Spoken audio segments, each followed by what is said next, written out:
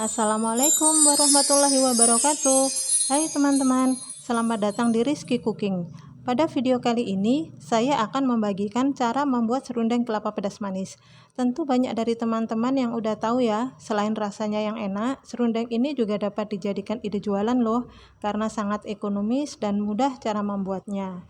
Oh ya, bagi teman-teman yang baru bergabung di channel ini, jangan lupa untuk subscribe dan tekan tombol loncengnya ya, agar teman-teman tidak ketinggalan dengan video-video saya selanjutnya. Oke, langsung saja kita mulai. Di sini sudah saya sediakan bahan-bahannya, antara lain ada kelapa parut dari 1 butir kelapa utuh yang tidak terlalu tua juga tidak terlalu muda.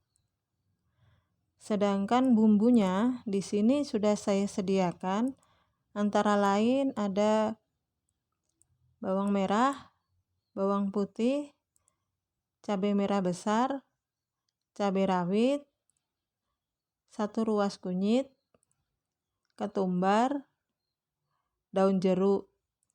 Untuk tingkat kepedasannya boleh disesuaikan dengan selera teman-teman masing-masing ya. Kemudian ini ada daun salam, batang serai.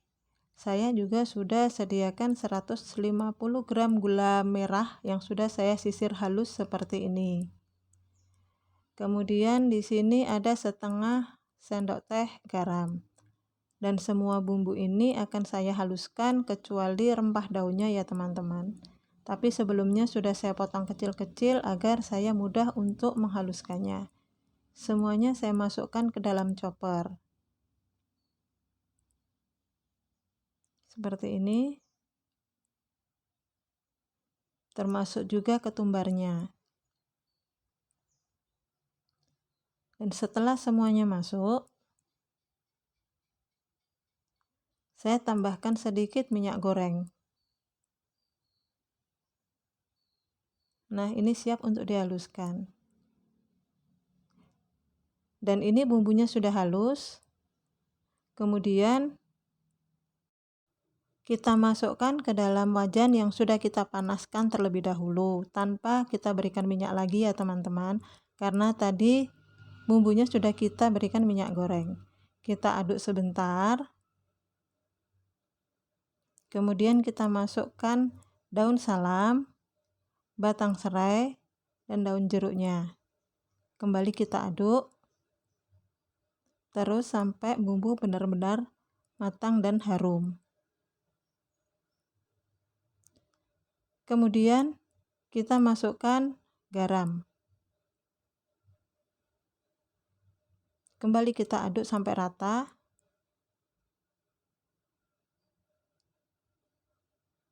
Nah, seperti ini. Setelah merata, kemudian kita masukkan gula merahnya. Setengahnya dulu ya teman-teman. Gula merahnya ini untuk melarutkan bumbu yang sudah kita tumis terlebih dahulu. Dia akan mencair dan benar-benar akan melarutkan bumbu yang sudah kita masukkan tadi. Oke, setelah tercampur rata seperti ini, saya tambahkan kaldu bubuk untuk menambah gurih rasa serundengnya. Dan bagi teman-teman yang tidak suka dengan kaldu bubuk boleh di skip ya. Kita aduk terus seperti ini. Setelah merata, kemudian kita masukkan lagi gula merah yang setengahnya lagi. Oke, dan kembali kita aduk.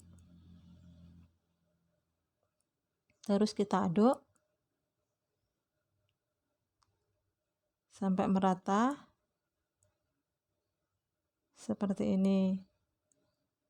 Kemudian saya masukkan 1 sendok makan gula pasir ya teman-teman. Ini untuk menambah legit rasa serundengnya. Dan untuk teman-teman yang tidak suka terlalu manis boleh di skip ya. Ini terus saya aduk seperti ini. Kemudian saya masukkan kelapa parutnya. Dan biasanya pada saat saya memasukkan kelapa parutnya ini, api akan saya matikan karena saya akan dapat lebih leluasa untuk dapat menyampurkan bumbu dengan kelapa parutnya tanpa takut gosong. Nah, ini akan saya aduk terus seperti ini sampai benar-benar merata. Nah, setelah merata seperti ini, saya nyalakan lagi apinya dengan api sedang cenderung kecil dan terus saya aduk.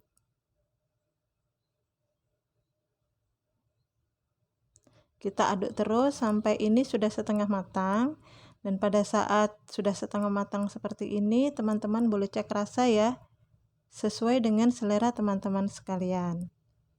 Kita aduk terus, kita bolak-balik, dan harus sabar ya teman-teman, agar serundengnya tidak gosong. Nah, ini kita bolak-balik terus seperti ini. Kita bolak-balik, kita aduk, sesekali kita biarkan.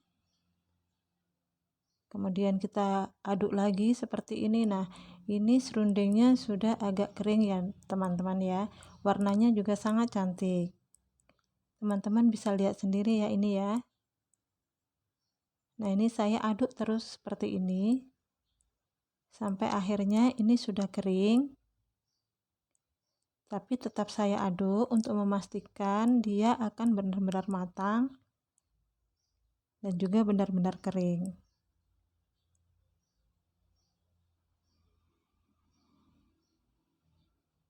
Nah, ini sudah benar-benar kering teman-teman. Kemudian kita boleh untuk mematikan apinya dan kita pindahkan ke dalam wadah yang tertutup. Nah, ini dia hasilnya.